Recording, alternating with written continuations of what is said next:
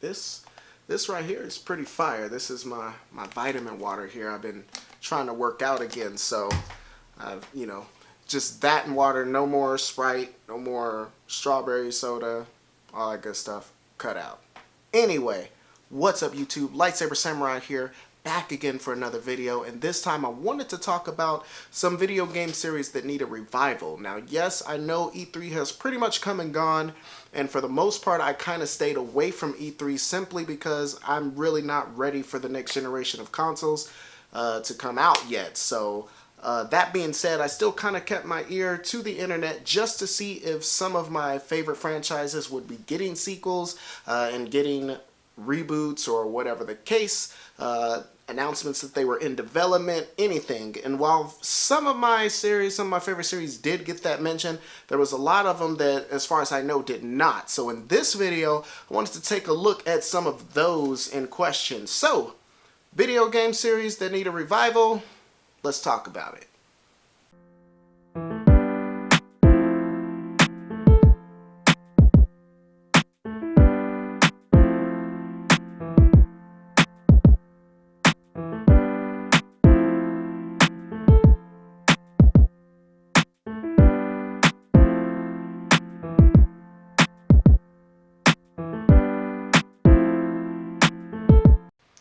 Okay, so the first game I wanted to talk about was from Nintendo, and it's one of my favorite racing series of all time, and that is, of course, the FZero series, represented here with FZero GX on the GameCube. Now, in this game, it's a hovercraft game. It plays very similarly to Wipeout on the PlayStation and basically all the PlayStation consoles. That was a very well done game in the series. It was developed by Sega, and it broadcasts in true progressive scan. You've got 30 characters on the screen as you at the same time. There's no fog, no slowdown as far as I remember. Huge draw distances, 60 frames a second. The craft move blistering fast in that. The tracks are super fun to play, and like I said, the colors pop very nicely. Like, just overall a solid game, and it's a game that really pushes the GameCube. You can tell the GameCube is working overtime there. And like I said, I want to say that they came out with some F-Zero games on the Game Boy Advance in Japan after that, but from what I understand, they played like the Super Nintendo games, but they didn't play as well. And so I feel like they just kind of gave up on the series after that. I mean, as it was, they already had Sega make this game for them, so I don't know if Nintendo really has their heart in the series anymore. But like I said, with the Switch, like, that would be an awesome game to bring on the Switch. Like I said, I don't know if they talked about that. I don't believe they did. So that's the first game I got in the video, and like I said, we need more F-Zero. Alrighty, moving on to the Sony PlayStation, and this is the Bushido Blade series. So we've got Bushido Blade 1 and 2. I've got 2 here. I don't have the original Bushido Blade in my collection as of yet, but this was a unique fighting game that came out from Squaresoft back when Squaresoft was just killing the game. They had released all their RPGs on the Super Nintendo. Then, of course, they jumped ship to the PlayStation because Nintendo was dumb and didn't want to switch away from cartridges, so we got all the Final Fantasies they were popping off with. Then they decided to make that little game there in Bushido Blade. I believe I've talked about this before. It's a one-on-one fighting game that takes place in kind of an open area arena, and you play as various samurai warriors who wield various samurai weapons, and the fight can be ended in one blow. And that's one of the coolest things about it. There's no music, no BS, just you get in there, and it's a very authentic feeling samurai combat game. And the second game in the series, it of course increased the graphics, the number of characters, the weapons you could get. They added the first person view mode, which I thought was very cool, that you can play all the characters and all the styles and all the weapons in first person view. You kind of go wireframe on your opponent, and like I said, that's a super fun game with a super unique concept that I haven't really seen since. There was a 2D game recently released on the Switch that was basically the same concept, but like I said, hopefully that generates enough buzz that we can finally get a new game in the series. So like I said, besides that Switch game, I haven't seen anything like it since, so definitely I need more Bushido Blade. moving to the original Xbox now, and the game I wanted to talk about was Panzer Dragoon. That is a series that needs a revival. This is the last game that I'm aware of in the series. It's Panzer Dragoon Orta on the original Xbox, one of the best looking games on the console and just a blast to play.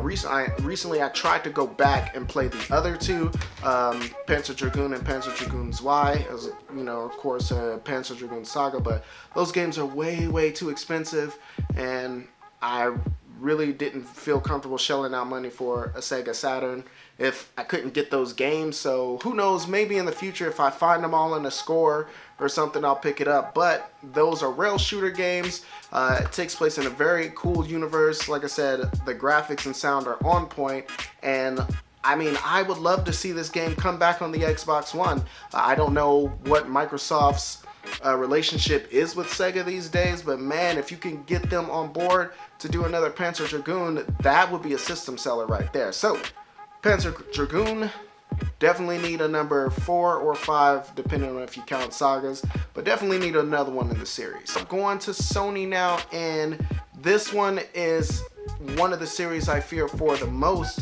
And you'll see why in a second. Of course, I'm talking about Zone of the Enders. We desperately need a new Zone of the Enders game in the series. I thought we were going to get one with the PSP or the PS3 when it came out. We got this remaster. They remastered it again on the PS4 and added a VR mode. And so, you know, I thought, okay, they're generating the buzz. We're about to get another one in the series. And then, of course, you know about the very public, very bitter split between Hideo Kojima and Konami. And that, for me, leaves this game up in the air. So I don't know if we're going to get another one in the series. I would very much like one in the series.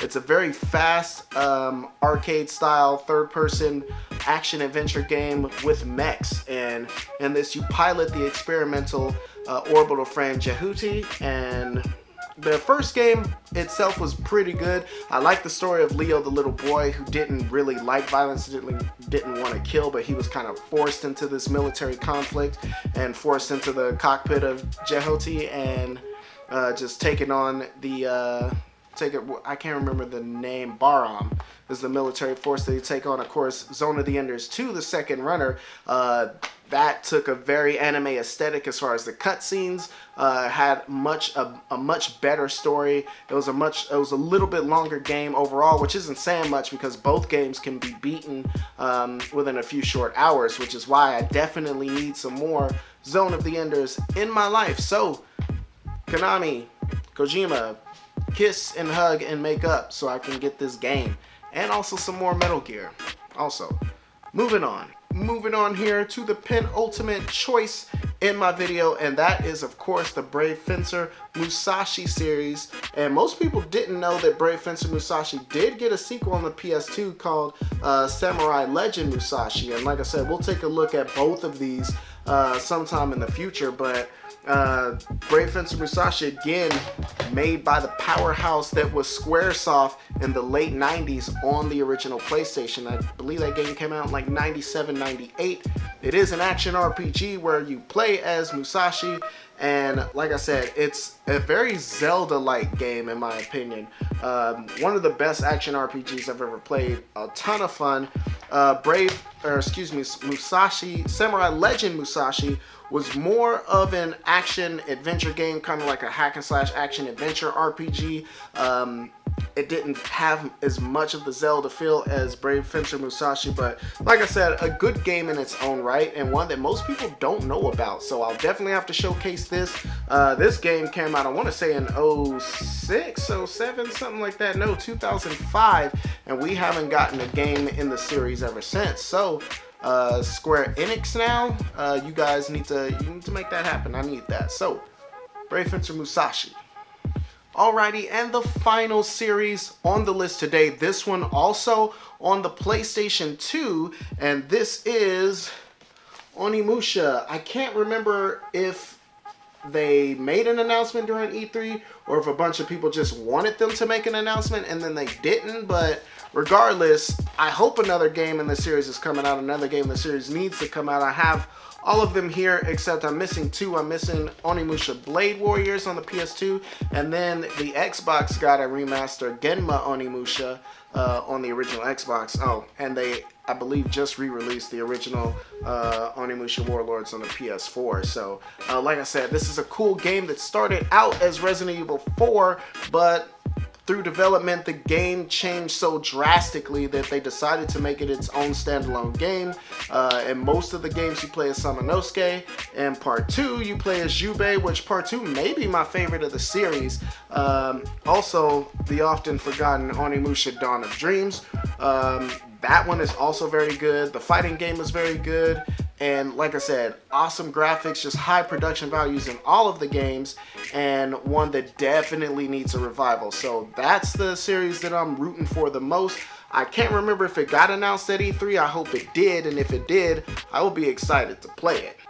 Alright guys, I do believe that's all I got for you, but let's put it down in the comment section below. Questions, comments, concerns, threats. What are some series that you guys want to be revived? What are some series that you guys would like to see on the next generation systems that we haven't heard from in a while? If you like this content, please be sure to hit that like button and subscribe if you haven't done so already. I do believe that's all I got for you. Lightsaber Samurai out.